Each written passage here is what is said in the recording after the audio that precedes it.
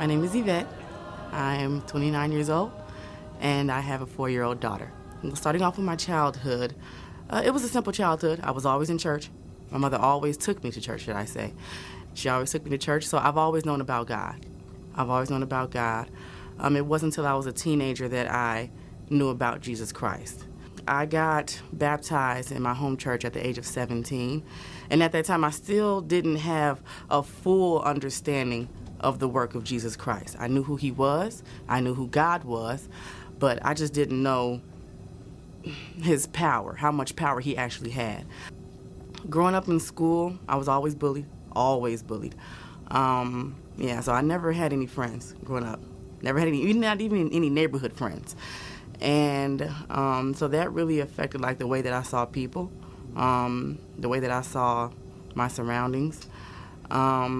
I grew up in a single-parent household, so my mother was the only one that raised me and my sisters. I went to an all-Latin American high school, so me being me and my sister, my twin sister, were the only African-American teenagers that graduated in our entire class of 60 kids. Because I was bullied so much verbally, physically, in school, I didn't care to even do the work. I didn't care to do my homework. I didn't care to study. But I did graduate high school, even though I had a really low GPA.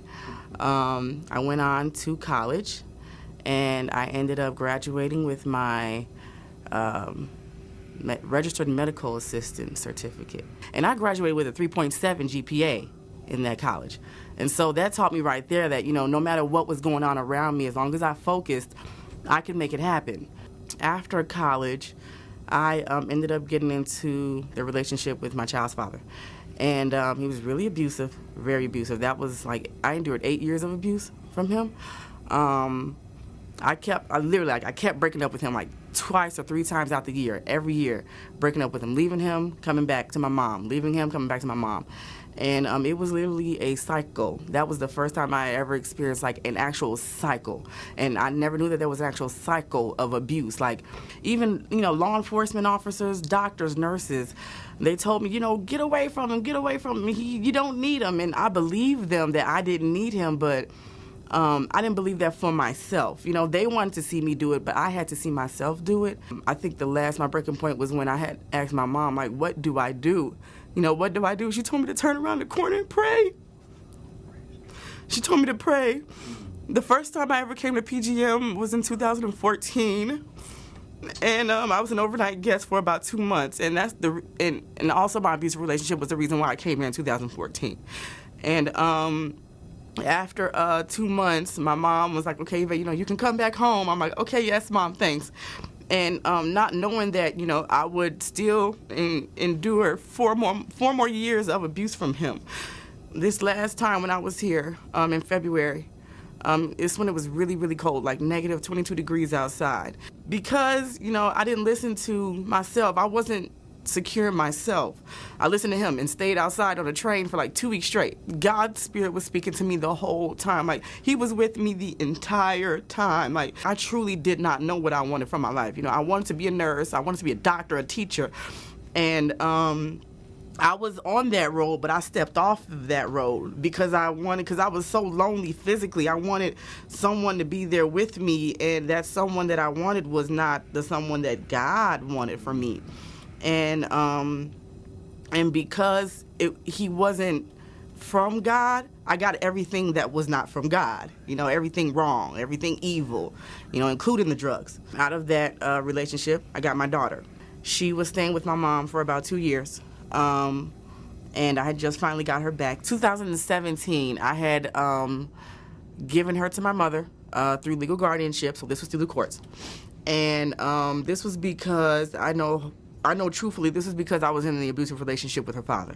The reason why I am here now in PGM is to restore my relationship with God. I tried so many times. When I was after the age of 21, I tried a few times at my church to get restored. It never worked. I felt like I was forced to either get restored or I wasn't doing it at the right time. But here at PGM, the staff members have taken their time with me. They have realized that, it's not just, okay, you come in here and you're going to hurry up and learn God. We all we all learn God on our own times, our own paths. You know, He meets us where we are in our lives. I believe that. He meets us exactly where we are and exactly, you know, who we are at that time in our lives. I get counseled every single day. It's not just, you know, we're required to have counseling once a week, but every day you can go to someone. Every day you can go to someone and talk to someone about how you're feeling, and they're not going to tell you what they feel. They're going to tell you what God says. That's something that I really need, especially for my spiritual growth, is someone that is spiritually mature in themselves and then spiritually mature in God, so that they can help me to be spiritually mature, because I feel like if I look at someone who's like that, I'm going to end up being like that, you know. But Jesus is my number one example. He's my number one example for being spiritually mature. And so I just thank God every day for this place. I tell my daughter, we pray every single day, and I say thank you for PGM. Thank you for the staff members here. Because if I would have never came here, I don't know where I would have been. But now, you know, I'm able to take my daughter to school every day. I'm actually able to be a mother. And she loves me for that. She loves me for that. And I thank my mom, too. I really do. You know, she never stopped praying for me. I could tell to this day, she tells me she prays for me.